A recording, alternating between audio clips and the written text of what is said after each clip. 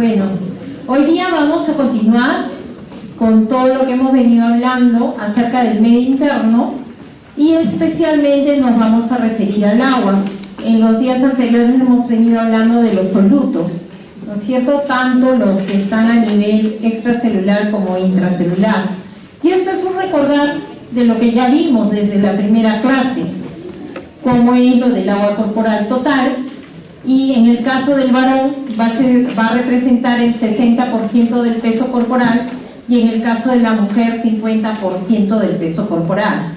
Ahora ya les arreglé para que todos quedemos que estos porcentajes en relación al agua corporal total. El líquido intracelular es el 66.6% del agua corporal total y el volumen o el líquido extracelular es 33.3% del agua corporal total. En realidad es 66.6666, el otro es 33.3333, así. Muy bien. Otra vez, esto también ya lo vimos antes, cuando hablamos de agua también tenemos que hablar de la osmolaridad, porque se acuerdan que el cambio de la osmolaridad es la que va a mover el agua de un compartimento a otro, ¿no? Donde hay más solutos irá el agua y es de la osmosis. Muy bien, lo normal son 287 más o menos 7 miliosmoles por kilo de agua. Esta osmolaridad va a estar regulada, como ya lo vimos en la clase pasada, por la concentración del sodio, y que hicimos todo y quedó en las diapositivas también, que para efectos prácticos, si bien representa solo el 97 al 98% del soluto en el extracelular, usamos multiplicado por 2 porque siempre va a ir acompañado de un anión, ¿no es cierto? Y ahí, por eso es que para el cálculo de la osmolaridad usamos concentración de sodio por 2, ¿no? Eso es lo que tenemos. Y lo otro que tenemos que recordar es que los cambios en la osmolaridad son iguales a los cambios del sodio. Si aumenta la concentración de sodio, aumenta la osmolaridad. Si baja la concentración del sodio, se vuelve hiposmolar, ¿no? El estado se vuelve hiposmolar. También hemos mencionado en la fórmula para el cálculo de la osmolaridad a otros dos solutos, que son la glucosa y la urea. Y en este caso, o podría también tratarse de un osmol exógeno, por decir cuando damos etilenglicol, metanol, cualquiera de esos, unas intoxicaciones, son otros osmoles exógenos que pueden también aumentar la osmolaridad plasmática. Porque ¿quién me recuerda a ver qué cosa es osmolaridad? Concentración de ¿En qué? Kilogramos. Claro, en un volumen de agua, que usamos kilo de agua o litro de agua, ¿no? Concentración de solutos individuales, independiente del tamaño, independiente del peso, independiente de la carga y de la valencia. ¿Se acuerdan? Todo eso hay que recordar. Ya. Muy bien. El estado estable, la homeostasis, se mantiene en rangos muy estrechos. En nuestro organismo no se van a dar cambios mayores de 1 a 2% de osmolaridad, porque sea hacia arriba o hacia abajo, se van a activar los sistemas para retornar al estado estable. O sea, el organismo no espera que se incremente un montón la osmolaridad para recién poner en marcha todos los mecanismos para ser regulado. Esto es otra vez para recordarles la fórmula para calcular la osmolaridad plasmática. Es concentración de sodio plasmático por 2 más la glucosa entre 18 y la urea entre 6, ¿no? El 18 y el 6 es porque representan al peso molecular, ¿no?, del soluto. En el caso de la glucosa es 180 y en el caso de la urea es 60, pero ahí dice 18 y 6. ¿Por qué? Porque están expresados en miligramos por decilitro y no por litro. Por eso es que pierden un cerito, ¿ya? Acuérdense eso para sus cálculos. Entonces seguimos. Ya sabemos, cambios de osmolalidad igual que cambios de sodio, en un sentido o en el otro. Bien, ahora vamos a entrar a mirar cómo se regula, cómo es la osmorregulación plasmática, ¿no? ¿Cómo es que, qué cosa quiere decir osmorregulación? Es la forma activa de regular la presión osmótica del medio interno, ¿no es cierto? O sea, ¿se acuerdan? Presión osmótica, movimiento de agua a través de la membrana semipermeable, del lado de menor concentración al lado donde hay mayor concentración del soluto. Ahí se ve el agua. Entonces los estados, ya sean de hiposmolalidad o hiperosmolalidad, van a producir síntomas neurológicos. Pueden llegar a ser tan serios como la muerte, pasando por las convulsiones. ¿Y eso qué cosa es lo que va a ocasionar? Porque yo les contaba en la clase pasada que justamente las células neuronales son las que más van a sufrir con los cambios osmolales. ¿Por qué? Porque el pasaje del agua o de los solutos a través de la barrera hematoencefálica es mucho más lenta que de las membranas, de las otras membranas celulares. Por lo tanto, según como esté la concentración, va a haber agua dentro o fuera del cerebro, de las células neuronales. Y eso es lo que ocasiona básicamente trastornos neurológicos. Entonces, cuando hay trastornos del sodio, la sinología es del sistema nervioso central. Acuérdense, trastornos del sodio va a darnos problemas en el sistema nervioso central. Entonces, ¿qué tenemos? La osmorregulación plasmática se va a si estamos hablando que depende de la osmolalidad, entonces ¿qué vamos a tener? Que depende de la concentración del sodio. Su principal regulador de la osmolalidad es el sodio.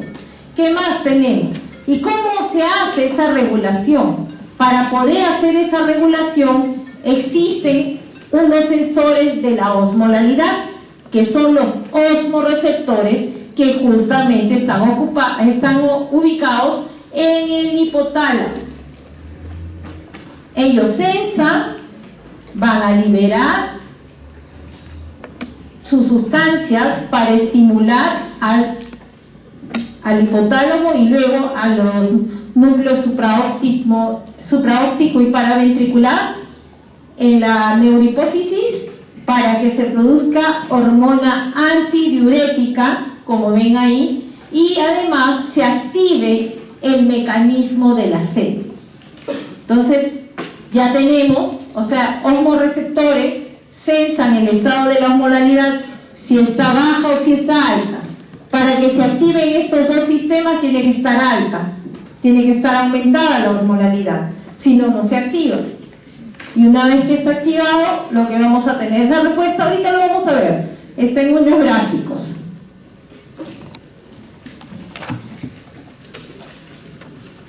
Entonces, ¿qué tenemos? Que ya lo venimos diciendo, para que se mantenga estable el volumen celular de las neuronas, es importante que la concentración del sodio y la osmolalidad plasmática estén estables, constantes, para que no haya ese problema. Entonces, como les venía diciendo desde la clase anterior, para que este equilibrio no sea tan brusco, porque va a demorar, el organismo ha desarrollado mecanismos de defensa de las células neuronales. ¿A través de qué? Pueden disminuir su volumen, porque en el primer momento van a tener edema cerebral, porque se van a quedar, el cerebro, como no va a estar en estado hipotónico, va a estar hipertónico con respecto al plasma, va a jalar agua y va a generar edema. La manera de evitar que ese edema sea demasiado, cuando hay una hiponatremia persistente, se van a generar algunos otros solutos orgánicos para tratar de compensar eso, como son el inositol, aminoácidos como la glutamina y la taurina. ¿Ya? Eso se genera para ocupar el sitio de un soluto y tratar de mantener la osmolalidad y que no hayan cambios muy bruscos.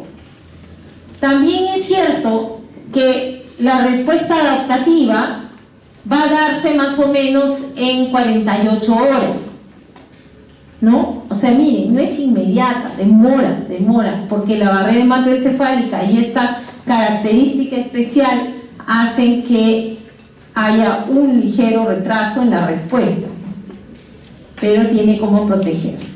Y como vemos en la figura, ¿qué tenemos? Miren, tenemos para la osmorregulación plasmática un ajuste rápido, que es a través de lo que hemos hablado, ¿no? A través de la liberación de la hormona antidiurética, y que va a hacer que se disminuya el volumen de la orina a nivel del riñón, ¿no? Acá está, miren, tenemos la reabsorción, la formación de la orina, la eliminación del agua, depende de lo que tengamos. Aquí tenemos una solución hipotónica en este primer grupo, como ven, poquito soluto. Luego tenemos una solución a la que se le ha añadido, hay un aumento en la concentración de la sal, y finalmente tenemos una difusión del agua, como ven acá, en el otro lado, y de esta manera va a haber un aumento de la hiperosmolaridad que va a activar a la antidiurética, y la antidiurética lo que va a hacer es reabsorber el agua para otra vez retornar al estado estable. Pero ese es justo el ajuste que hemos venido hablando todo el rato. Pero también existe un ajuste lento, y este ajuste lento va a estar dado por renina-angiotensina-aldosterona. Acuérdense, aldosterona va a actuar más tarde. ¿Y qué vamos a tener? ¿Qué hace aldosterona? Reabsorbe sodio y secreta potasio. Y eso también va a tener un efecto sobre el agua, ¿no? Miren, aquí es especialmente cuando tenemos un aumento de volumen de agua que reduce la hormona, su función de la reabsorción de sal se encuentra así frenada, perdiendo sal por la orina que arrastra agua. Y finalmente, otra vez aldosterona se va a activar y va a ocurrir la normalización del líquido extracelular y regresa al estado estable. Bueno, ya hemos hablado bastante, hoy día vamos a conocer mejor a la hormona antidiurética. Lo primero que tenemos que decir es que regula el balance del agua, se estimula por pequeños cambios en la osmolaridad, de 1 a 3%, es muy pequeñito, pero imagínense todo lo que pasaría si se moviera más. ¿Qué más hace la hormona antidiurética? Regula la concentración y el volumen urinario, y también regula la homeostasis del agua corporal total en condiciones normales. Cuando ya hay estados patológicos, va a actuar de acuerdo a lo que mande todo el sistema. Y aquí tenemos, les decía que teníamos una figurita, tenemos el núcleo supraóptico y paraventricular, tenemos el tallo hipoficial, aquí se forma la hormona antidiurética y a través de estas magnoneuronas van a bajar a nivel de la hipófisis posterior o neurohipófisis, que es donde va a liberarse la hormona antidiurética. Este mismo lóbulo también libera la oxitocina, ¿no? La antidiurética va a ir a actuar a nivel renal, y a nivel renal, miren, es una gráfica de lo que hemos venido viendo antes, que va a ser antidiurética, va a actuar en el túbulo y colector, como ven acá en este segmento, y tenemos que se va a producir la reabsorción del agua, que es su efecto de hormona antidiurética. La antidiurética es un nonapéptido producido por los núcleos paraventricular y supraóptico, como hemos visto. Esta es una prohormona empacada, viene como envuelta en gránulos que se van a liberar a la neurohipófisis, como hemos visto. Y esta neurohipófisis es la que finalmente va a liberar la antidiurética. Lo hace por exocitosis. ¿Se acuerdan que vimos los transportes? Ya, en este caso, la forma como se libera antidiurética es por exocitosis y es dependiente de calcio. ¿Y quién hace que se libere? Cuando se estimulan los osmorreceptores por un aumento de la osmolaridad. Pero antidiurética, en un 10%, también puede ser activada por los vasoreceptores. ¿Y cuándo se va a dar eso? Ahorita les voy a contar. El tiempo de vida media de la hormona antidiurética es 10 a 20 minutos, como está señalado ahí. Muy bien. Entonces ya sabemos que la principal regulación de la secreción de hormona antidiurética es la osmolalidad. Entonces, si la osmolalidad aumenta más de 280 miliosmoles por kilo de agua, va a estimular a estos hormorreceptores y causar la liberación de la antidiurética. Aquí les traía un cuadro de cómo existen diferentes neurotransmisores que van a hacer que haya un aumento de la antidiurética. ¿Quiénes tenemos? Angiotensina 2, acetilcolina, epinefrina, los beta-2 agonistas, algunas drogas como la morfina, la vincristina, la ciclofosfamida, estos dos que son usados como tratamiento quimioterápico, y la morfina y la apomorfina para tratamientos del dolor.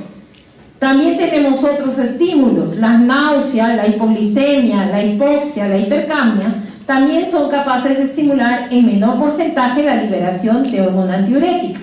Por otro lado, tenemos los que disminuyen la producción de la antidiurética. Aquí está la norepinefrina y la misma antidiurética. Drogas, por ejemplo la morfina, miren, está en ambos lados, pero en el caso de inhibir a la hormona antidiurética es morfina a bajas dosis. Tenemos el haloperidol, la flufenacina, la prometacina, el oxilopran, el butorfanol, el alcohol, la carbamazepina, los glucocorticoides y la clonidina. Y otro natural, otro inhibidor natural de la secreción de hormona antidiurética es la represión de agua. Cuando estamos suficientemente hidratados y la osmolalidad está en 280, no hay antidiurética. O sea, bien hidratado, por eso dice represión de agua, no hay secreción. ¿Qué características se presenta cuando hay un aumento de la hormona antidiurética? Ya sabemos que el estimulante es el aumento de la osmolalidad y muchas veces va a estar acompañado de una disminución del volumen extracelular. Al otro lado, cuando disminuye la concentración de antidiurética es probablemente porque hay una disminución de la osmolalidad plasmática, y esto puede estar acompañado de un aumento del volumen extracelular. Otra vez lo mismo, cómo es que sale, cómo es que se va a formar, y aquí sí ya están en la figura, ya nos están representando a los varoreceptores que van a estar ubicados en el callado de la aorta o en la aurícula, ¿no? También. Y miren, van a tener como conductores a las vías nerviosas que están a través del nervio vago y el nervio glosofaríngeo también, ¿no? Pero esto es para los varoreceptores. Muy bien, entonces el control de la secreción de antidiurética es básicamente por los osmoreceptores y por los cambios que ahí se producen, pero los varoreceptores se van a activar especialmente si el volumen extracelular disminuye en un 10%. Y muchas veces, si este volumen es mayor, la pérdida es mayor, vamos a tener que van a sobrepasar el control de los osmoreceptores, ¿no? O sea, en estados de hemorragias intensas, en estados de shock, los varoreceptores van a comandar la liberación de la hormona antidiurética. Eso es lo que nos dice. Y eso es, lo demás es para que les quede lo mismo, es una repetición de a qué nivel se activa y a qué nivel hay problemas con la osmolalidad.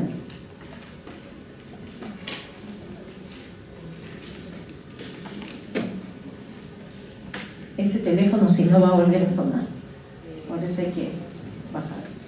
Muy bien, y aquí tenemos una gráfica que nos muestra el efecto del volumen extracelular sobre la osmorregulación de la antidiurética. Hacia este lado tenemos la concentración de la hormona antidiurética en picogramos por mililitro, y hacia este lado tenemos la osmolalidad plasmática 270 a 300, y en la línea inferior tenemos la concentración de sodio plasmático. ¿Y qué tenemos? Miren, en circunstancias normales, cuando esté en 280 no se activa antidiurética. Cuando empieza a aumentar la osmolalidad empieza a activarse la hormona antidiurética.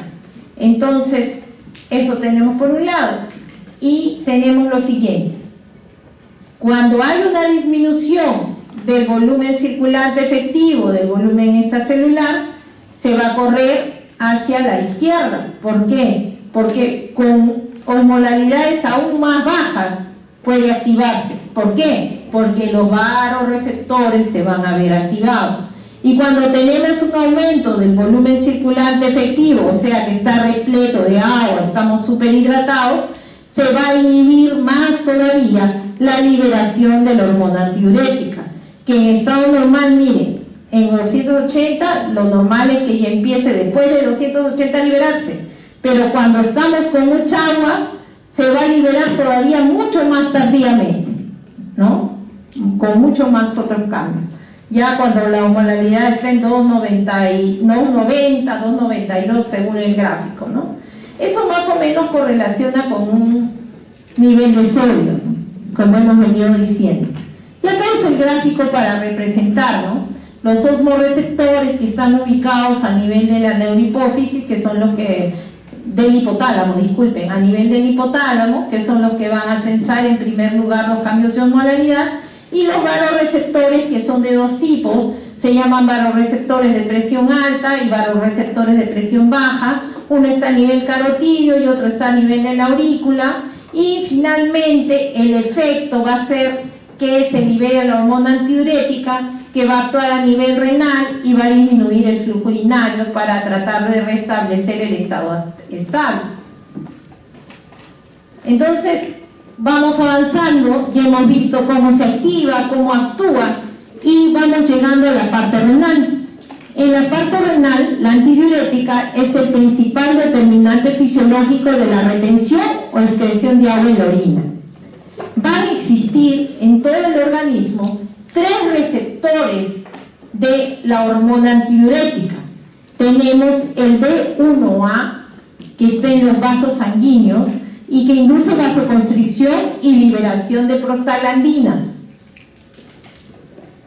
Y muchas veces, cuando ya estén en la práctica médica, van a ver que usamos vasopresina para mantener la presión arterial asociado a otros vasopresores como norepinefrina, ¿no?, para mantener la presión arterial, para restituir el estado estable.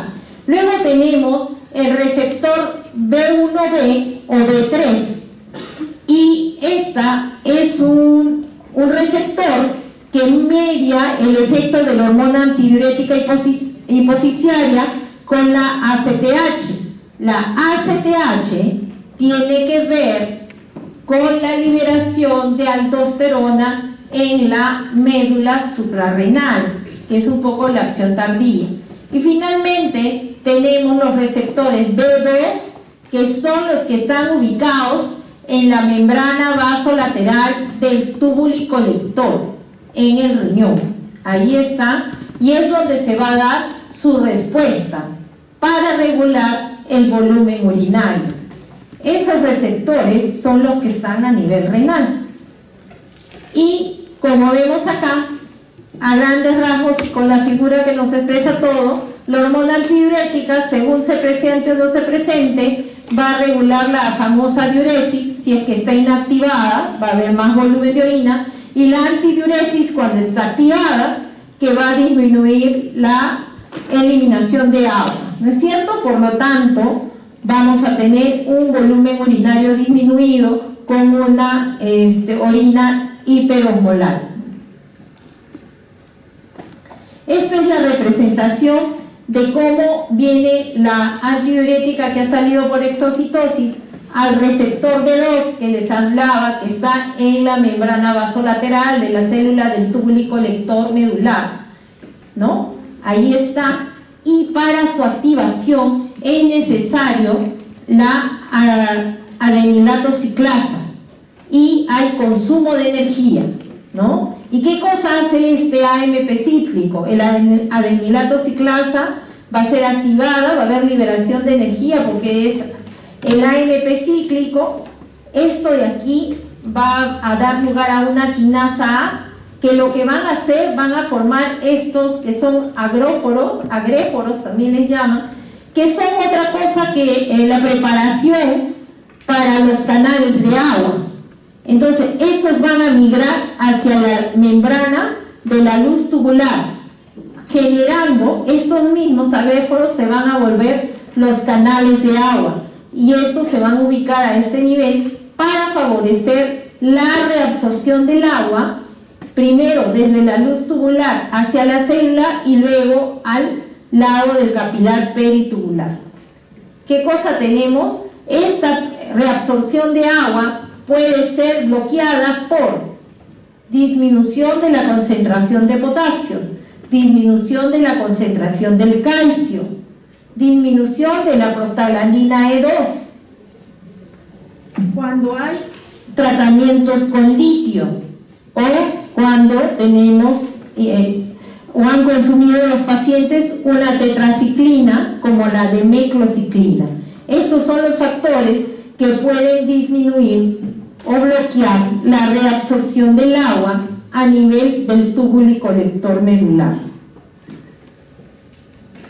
Muy bien, acabamos antidiurética, que es uno de los mecanismos que actúa cuando hay hiperosmolaridad, y nos vamos a otra forma de defender y de regresar al medio estable, que es la sed.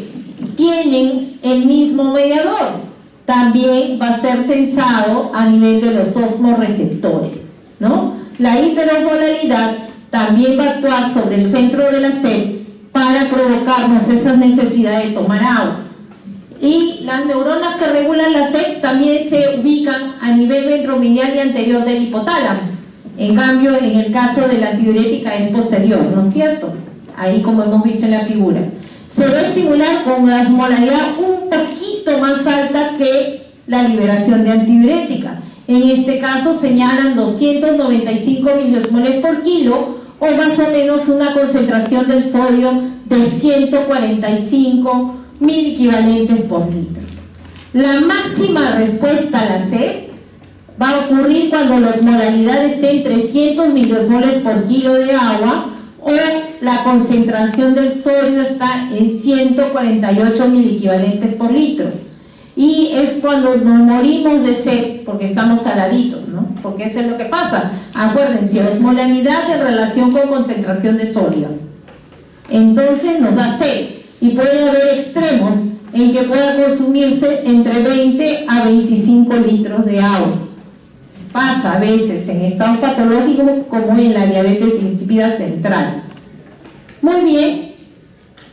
La sed también va a ser estimulada, al igual que antidiurética, por la activación de los vasoreceptores, o sea, por disminución del volumen extracelular.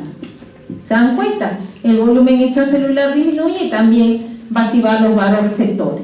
Y ustedes saben que cuando esto sucede, también entra la angiotensina 2, porque primero se produjo, ¿qué cosa? A nivel de la mácula densa, ¿qué se produjo? En la mácula densa no. La mácula densa lo que hace es sensar que hay falta de cloruro de sodio, y hace que se reabsorba más y le manda la orden a las células juxtaglomerulares. Las que liberan renina son las células juxtaglomerulares, y después viene la cascada y finalmente vamos hasta la angiotensina 2, que ahora también creo que lo revisamos. Puede aumentar hasta 2 veces su concentración normal, y también va a estimular a la sed cuando la angiotensina se libere, ¿no? Y que la sed va a estar controlada por el núcleo paraventricular, ¿no? Y eso es parte de la región A3-B3, anterior y ventral. Aquí está un poquito otra gráfica para que nos dé a entender esto, ¿no? Mire, por un lado, aquí le llaman en esta figura de este señor de Rosenbein, en el año 91 propuso este esquema, ¿no? Y tenemos acá, miren, tomamos los líquidos, aquí representa la boca y la garganta, todo el sistema digestivo, y el agua se va a distribuir en los líquidos extracelulares y líquidos intracelulares. En el lado de los líquidos extracelulares tenemos una señal química posible, que puede ser la angiotensina 2, señales nerviosas provenientes del corazón y de las arterias a través de los vasoreceptores, o podemos tener un una sed hipovolémica que está también producida por la disminución del volumen del extracelular, porque si no, no hay sed hipovolémica. Por el otro lado, tenemos que todo está estable, los líquidos intracelulares están estables, y en este caso tenemos una sed osmótica, por decir, cuando nos comimos un montón de sal en el cine con la canchita o en el chifa. Entonces, ¿qué se activa? Las células osmorreceptoras, como ven acá, y esto de aquí va a ir al sistema de control de la sed en el sistema nervioso central, que es lo que hemos venido describiendo, y que vamos a tener finalmente una estimulación otra vez para que aumentemos la ingesta de líquidos y otra vez vuelva, ¿no? Cuando esto ya hay un sistema de saciedad, o sea, ya estamos regularmente hidratados, ya cayó la osmolaridad o ya se expandió el volumen, va a cesar y se va a producir el efecto contrario, ¿no es cierto? Esto es más o menos cómo funciona el mecanismo de la sed. Y como hemos venido describiendo, se van a dar en paralelo, tanto la hormona antidiurética como la sed van a ser estimulados por el aumento de la osmolaridad plasmática, por el estado de hiperosmolaridad, y que tenemos pérdida de agua, aumento de la osmolaridad, por un lado la sed y por otro lado la liberación de hormona antidiurética. La hormona antidiurética busca el aumento de la reabsorción tubular de agua y la sed el aumento de la ingesta de agua. Ambos mecanismos buscan diluir el líquido, ¿no es cierto?, nuestra agua corporal total, y cuando estos llegue a ser diluido, o sea, la osmolaridad caiga a 280 miliosmoles por kilo de agua, se va a producir la inhibición de la hormona antidiurética y la sed un poquito antes, ¿no? Un poquito antes. Muy bien. Entonces, hemos visto que por un lado es la osmolaridad. Ahora vamos a entrar a lo que es la regulación del volumen extracelular y también del volumen circulante efectivo, ¿no? Ya les describí qué cosa era volumen circulante efectivo para conocerlo, y es parte del extracelular. Y en este caso, los vasoreceptores son receptores de volumen, mientras el otro era un receptor de osmolaridad. En este caso, los vasoreceptores son receptores de volumen y van a activar una serie de efectores que restauran la normovolemia. Igual, todos los mecanismos se ponen en marcha para regresar a la homeostasis, al estado estable. ¿Qué tenemos? Variaciones en la resistencia vascular, ¿no? Si está muy vasodilatado, va a tratar de hacer vasoconstricción para mejorar la perfusión de los tejidos y también la perfusión a nivel renal para preservar la tasa de filtración glomerular y restituir el estado estable. El gasto cardíaco, si tengo insuficiencia cardíaca con disminución del gasto cardíaco, tengo disminución del volumen circulante efectivo, tengo un estado de hipoperfusión. Por lo tanto, todo está activado. ¿Qué más va a tener otra forma, otro efector para regular el volumen extracelular y el circulante efectivo? Es la excreción renal de sodio y agua. Si tengo además, lo elimino. Y si me falta, lo retengo. Eso es lo que nos está diciendo. O sea, también actúa especialmente el volumen extracelular o el volumen circulante efectivo. Estos receptores de volumen también están ubicados en la circulación cardiopulmonar. Ya les he mencionado en el arco aórtico, en el seno carotídeo, en la aurícula. También están en las arteriolas aferentes del glomérulo renal. ¿Se acuerdan? El aparato yuxtaglomerular que ya vimos. Y todos estos receptores están influenciados por el sistema renina-angiotensina-aldosterona, la endotelina y el óxido nítrico. Por un lado tiene los que aumentan la resistencia a nivel de los vasos del glomérulo, y los que van a producir la disminución de la resistencia o la vasodilatación, como el óxido nítrico.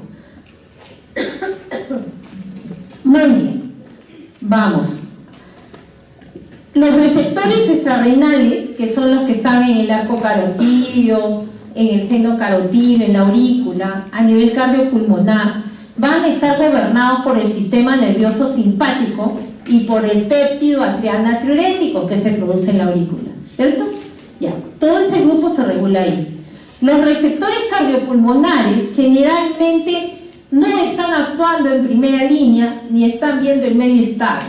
Solamente se van a evidenciar cuando hay inmersión en agua, cuando hay ese cambio brusco de presión de la profundidad hacia afuera, ahí se van a hacer evidentes. Ahí lo que va a ocurrir es una redistribución del fluido vascular de las piernas al tórax por la presión hidrostática del agua en la profundidad. Hay un aumento del volumen sanguíneo y el gasto cardíaco y un aumento en la excreción de sodio y agua, y se libera el péptido atrial natriurético para buscar regresar otra vez al estado estable. O sea, todo el mecanismo que tenemos es para regresar al estado estable. Y solo en el caso de los receptores cardiopulmonares, solo si hay inmersión en agua, ¿no? Los usos, todo. Y aquí era un poco para mencionarles en una gráfica estos varoreceptores que están en el seno cariotidio, en el arco aórtico, en la aurícula y en el aparato yuxtaglomerular. ¿Qué pasa cuando hay una disminución de ese volumen extracelular? El estímulo es la disminución del volumen. Ambos varoreceptores van a recibir una estimulación en negativo y en positivo. ¿Qué cosas se activan? Miren ustedes lo que ya hemos dicho: antidiurética y la sed. El antidiurética, otra vez, lo que hace es aumentar la ingesta de agua, y la antidiurética disminuir la excreción renal de agua. Con esto, ¿qué va a hacer? Va a eliminar el sodio en la orina para que regrese al estado estable. El agua lo vuelve a diluir. Tenemos el siguiente sistema. Ya vimos antidiurética, sed. Muy bien. Ya vimos cómo actúan los varoreceptores, y también hemos visto que para los varoreceptores especialmente tiene que ver, o cuando hay disminución del volumen circulante efectivo o del volumen extracelular, actúa el sistema renina-angiotensina-aldosterona. Lo que tenemos que recordar es que la producción de este sistema de renina-angiotensina puede ser sistémico en el hígado, o sea, es circulante, o tisular en los tejidos como corazón, cerebro, y a nivel vascular también. Ahí se produce el sistema renina, siendo la mayor producción en el riñón. Ahí este angiotensinógeno va a juntarse y va a volverse angiotensina 1. Cuando se libera la renina renal, es la que va, a veces en casos excepcionales, la renina tisular va a actuar sobre el angiotensinógeno para que se vuelva angiotensina 1 en el hígado, y va a ir a migrar hacia el pulmón para que por medio de la enzima convertidora de angiotensina pulmonar se vuelva angiotensina 2, y esta angiotensina 2 sea la que finalmente haga todo el efecto. Miren, entonces tenemos receptores de angiotensina a nivel extracelular e intracelular, y tenemos que por un lado se puede inactivar según como sea necesaria la respuesta, o se va a regular con un gen de renina, o si hay algún defecto a nivel de la enzima convertidora o en los receptores de la angiotensina 2. La respuesta celular va a ser contracción, acuérdense, o aumento de la resistencia. Una vez que ya se produjo y que pasó por todo ese paso, vamos a ver qué pasa cuando hay una disminución del volumen circulante efectivo o el extracelular. ¿Qué tenemos? Van a entrar en juego todos los mecanismos. A nivel del aparato yuxtaglomerular se va a producir la renina, que va a actuar sobre el angiotensinógeno que se formó en el hígado, se va a volver ahí angiotensina 1, de ahí va a ir al pulmón, y por medio de la enzima convertidora de angiotensina se vuelve angiotensinógeno 2, que hace el efecto sobre el vaso sanguíneo, vasoconstricción. Aquí lo tenemos, pero a la vez también se ha activado, porque hay hiperosmolalidad, la sed por un lado, y también la antidiurética, que aquí no la estamos viendo. Entonces, ¿qué cosa más va a pasar? Va a haber la misma angiotensina, va a estimular a la corteza suprarrenal para producir aldosterona.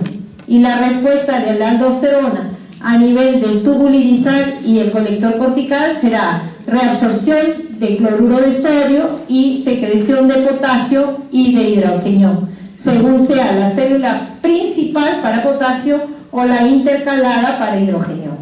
Entonces todo esto tiene que ver con la angiotensina aldosterona. Ya acabamos ahí, ya avanzamos un poco, ya vimos cómo es la regulación del volumen extracelular y el circulante efectivo, y ahora vamos a ver la excreción renal de agua, que tiene como principal controlador o regulador a la antidiurética. Entonces, ¿qué tenemos? Excreción de agua es igual a ingesta menos pérdida. Y en la excreción de agua van a haber estos dos factores: el sistema multiplicador de contracorriente, que lo vimos, que es el que permite que tenga la orina más concentrada con 1200 miliosmoles por kilo de agua en el fondo de la médula renal, o la orina diluida cuando no hay antidiurética, ¿no? Pero eso hace el sistema multiplicador contracorriente y ahí tiene la antidiurética. Finalmente les presento cómo se maneja el agua a nivel de los túbulos renales. 45% se reabsorbe en el túbulo proximal, el 40% en el asa de Henle, un 5% en el túbulo distal y un 10% en el colector, y bajo acción de antidiurética. Por eso ahí entre paréntesis dice diuresis y antidiuresis, ¿no? El colector va a estar influido por la hormona antidiurética. Ya vimos que actúa en el receptor B2 en el lado de la membrana vasolateral. Entonces, como hemos visto, hay mecanismos para preservar la regulación del volumen, de la homeostasis del agua, desde sistémicos a otros más locales. La regulación fina de la homeostasis del agua está en el riñón. Entonces tenemos, en relación a esta regulación, o para preservar el volumen extracelular, el mecanismo renal va a ser siempre a expensas de la concentración de solutos, especialmente de los electrolitos sodio, potasio, hidrogeniones, calcio, magnesio, AISMG, fósforo. Se regulan según las necesidades fisiológicas. Por eso es importante. Hay ahora una tendencia a un gran consumo de electrolitos, de suplementos. La gente toma vitaminas, no sé qué, para ser más jóvenes, mil cosas. No es tan bueno, es malo. ¿Por qué? Porque lo único que están haciendo es sobrecargar a su sistema para que trabaje más y tenga mayor trabajo en la eliminación. Porque lo que ya tenemos normal, el riñón, para estar en su estado estable, lo va a botar. Y para botarlo, eliminarlo, va a ser mayor esfuerzo. Va a tener que trabajar más.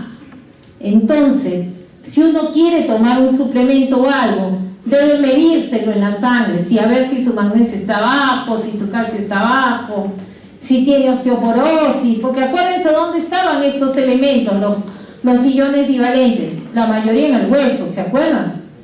Ya, pues entonces no hay que estar tomando cosas que no corresponden. Y esto es la misma figura de otra manera de lo que es la reabsorción del agua. En este es un detalle más preciso de cómo va a actuar, ¿no? Y aquí tenemos los receptores B2 de la antidiurética. Tenemos a la adenelato ciclasa, que es la que actúa aquí, y tenemos aquí cómo es que bajo la acción de el consumo de energía, el AMP cíclico, se va a formar estas como esporas para luego finalmente volverse canales de agua. Van migrando como vesículas, miren, hasta acá, hacen exocíticos, ¿no? Una inserción exocítica. Primero son vesículas y que van a migrar acá para facilitar el ingreso del agua a través de los canales de agua llamados aquaporina 2. Acuérdense, aquaporina 2. ¿Dónde está? En la membrana luminal. o de la luz tubular. Pero no es solo existe la aquaporina 2, como van a ver acá dice aquaporina 3, ¿ven? Y también tenemos aquaporina 4. Estas generalmente van a estar en el lado de la membrana vasolateral, y entonces reabsorbemos el agua que viene en el ultrafiltrado, ingresa a la célula a través de la aquaporina 2, pero para pasar al capilar peritubular también lo hace por medio de canales de agua, que en este caso van a ser la aquaporina 3 y la aquaporina 4, como ven acá. Entonces ahora sí, vamos a la parte del detalle. ¿Cuándo es que la concentración máxima de la orina se puede afectar? Si el sistema contracorriente está malo, cuando tomo 5 litros de agua para ser flaca, ya malogré mi sistema contracorriente, ¿no? ¿Por qué? Porque va a haber perdido la osmolalidad de la profundidad de la médula. Por lo tanto, orinaré más y no voy a concentrar igual. Cuando hay caída de la tasa de filtración glomerular, ¿cuándo? Cuando tengo enfermedad renal crónica o insuficiencia renal aguda. Cuando uso diuréticos, pues, todo el rato estoy forzando a botar agua. Cuando hay diuresis acuosa, especialmente cuando hay polidipsia psicógena, ¿no? Toma agua. Esa puede ser una característica en los pacientes VIH, por si acaso. Hay muchos pacientes que tienen polidipsia psicógena. Toman 10 litros de agua al día. Cuando disminuyo mi ingesta de proteínas, ¿por qué? Porque ustedes han visto que en algunas funciones y en algunos tipos de transportes se necesitan aminoácidos. Si no, no se pueden hacer los transportes. Entonces, si estamos comiendo una dieta muy baja en proteína, no vamos a tener cómo construir esos transportadores. Cuando también afectan la concentración máxima de la orina, cuando hay una mayor liberación de la antidiurética, ¿no? Todo eso también va a afectar. ¿Qué más tenemos? Tenemos por otro lado factores que afectan la excreción máxima de agua. Otra vez, la enfermedad renal crónica, según como esté más avanzada, va a afectar todo eso. La edad, perdemos esa capacidad. Nosotros a partir de los 40 años, cada año cae la tasa de filtración glomerular 1 mililitro por minuto, por cada año por encima de 40. ¿Ya? O sea, la edad también juega un factor. ¿Qué más tenemos? La excreción obligatoria de solutos. Claro, pues, si tu dieta es a base de parrillas, de un montón de proteínas, que según para tener masa muscular se comen 8 huevos, no sé qué hacen, ya. Eso va a tener consecuencias. No crean que es tan minúsculo. ¿Por qué? Porque le estamos exigiendo al riñón que haga esa excreción de esa sobrecarga de solutos. Y cuando vamos a entrar al ácido base, se van a dar cuenta que estos son capaces de producir gran cantidad de ácidos. Además, ¿ya? La diuresis osmótica, especialmente en estados patológicos, diabetes mellitus descompensada, hiperglicemia, diuresis osmótica, ¿no? Da eso, ¿no? El uso de diuréticos como las tiazidas, la disminución de la hormona antidiurética, disminución del volumen circulante efectivo, los antiinflamatorios no esteroideos, porque dan una nefritis intersticial y dan daño renal, también afectan. Ahora vamos a ver las otras funciones del riñón, que nos han quedado pendientes, pero ya las hemos señalado. Tenemos que la función endocrina, que es casi de liberar hormona, está a través del sistema renina-angiotensina-aldosterona, el péptido natriurético, los mediadores químicos locales, la eritropoyetina, el calcitriol, las prostaglandinas, que pueden ser vasodilatadoras o vasoconstrictoras, las catecolaminas, las quininas, las endotelinas y el óxido nítrico. Esos son todas las sustancias.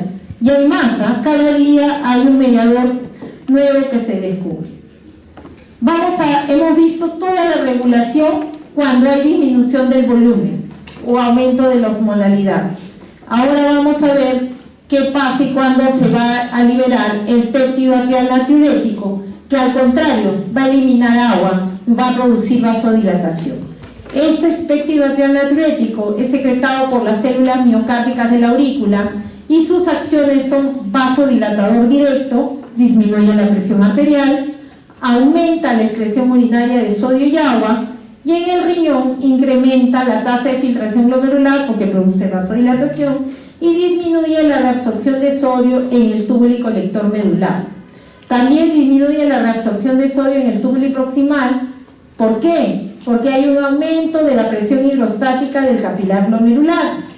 O también dicen que puede haber liberación local de dopamina, ¿no? Que a dosis bajas produce vasodilatación y a dosis altas produce vasoconstricción. ¿Cómo se controla la secreción del péptido atrial natriurético? La expansión del volumen es lo que va a censar esta aurícula. ¿A través de qué? A través de su musculatura. Va a haber un incremento en el estiramiento auricular. Le llega más volumen.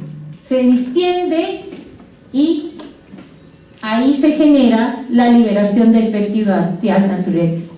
El estiramiento de la aurícula por expansión del volumen es la que va a liberar al péptido atrial natriurético. ¿Qué más tenemos? Se aumenta la presión de llenado cardíaco, que es más o menos lo mismo que hemos dicho, y se contrarregula con el sistema renina-angiotensina-aldosterona, ¿no? Cuando llega el estado estable y se pasa un poquito, se activa el péptido atrial natriurético para regresar al estado estable. Por eso dice que se contrarregula. ¿Qué otra función endocrina tiene el riñón? La producción de la eritropoyetina. La eritropoyetina es una hormona de naturaleza proteica que en condiciones fisiológicas es sintetizada en el riñón. Su función es estimular la médula ósea, que es donde se producen las células sanguíneas. ¿Cuál es el producto? Aumentar la génesis de los glóbulos rojos. La eritropoyetina es, junto a la vitamina D y la renina, una de las principales secreciones hormonales del riñón. ¿Cómo se libera y cómo se produce? Ya sabemos que eritropoyetina regula la eritropoyesis. Su estimulación para liberarse es la disminución del oxígeno, la hipoxia. La hipoxia es la que estimula, una vez que hay hipoxia, se va a estimular al riñón para que produzca eritropoyetina. La eritropoyetina va a ir a la médula ósea y va a actuar primero sobre la célula madre y luego tiene que ver directamente con el aumento de la producción de glóbulos rojos. ¿Qué inhibe su síntesis? El aumento de oxígeno. O sea, cuando hay un buen nivel de oxigenación tisular, o sea que hay buen nivel de hemoglobina, se bloquea esta producción.